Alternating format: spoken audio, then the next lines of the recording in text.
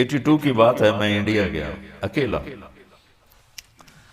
Train میں تھا تو جالندھر سے رش چڑھا، لوگ کھڑے ہو گئے، تو ایک نوجوان سا تھا، وہ جوان تھا، نوجوان تو نہیں تھا، وہ کھڑا ہوا تھا،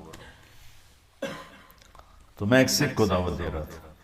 تو میری غور سے نہ سنتا رہا، تو مجھ سے انگریزی کہتا فرام ویئر یو آر، میں کہا فرام پاکستان، تو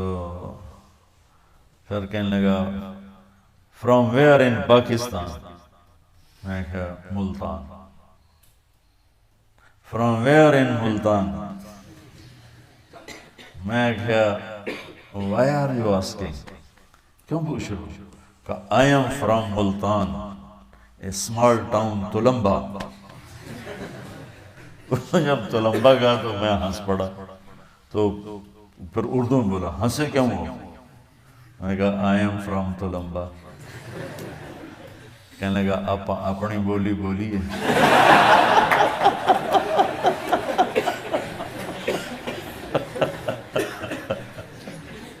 کہنے لگا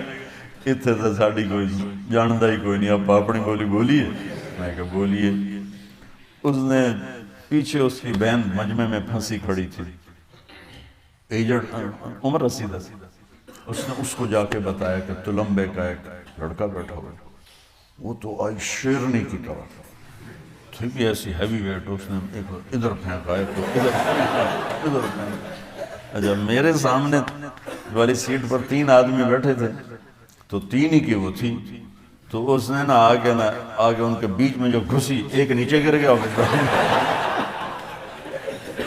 مجھے کہتی پترا تو تلمبیدہ ہیں، میں کہا جی ماسی جی میں تلمبیدہ، میں ٹھر پاؤں، جتنے تلمبے کے، اس نوجوان کا نام تھا رام سروپ چک،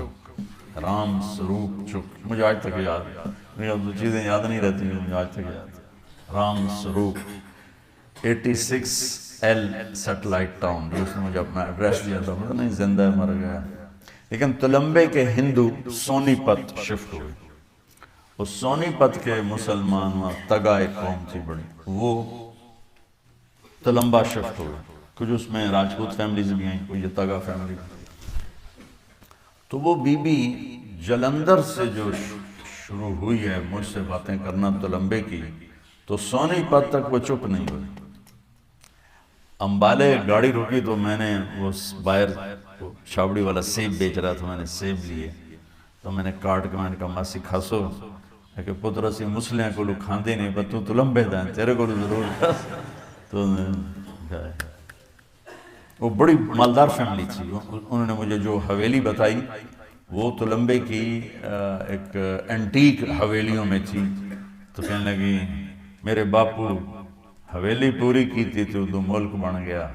تو سمجھ اے چھوٹا جا ہے اس لئے رام سروپ جمعے آیا ہے 6 مہینے دائی انہوں لیتے سے نکلے ہیں، تو ہر شاہ چھڑتے آگئے۔ تلمبے میں ہندوؤں کی 2 بڑی فیملیاں تھیں، ایک پروتھی اور ایک چک، انہوں نے پورے علاقے کے ذمہ داروں کو اپنا غلام بنایا ہوا تھا، سود پہ قرضے دے دے کرنا، ان کی زمینیں ساری انہوں نے نا وہ قبضے میں کی ہوئی تھیں اور وہ ان کے غلام تھے، تو اب اس حویلی میں 20-25 خاندان رہتے ہیں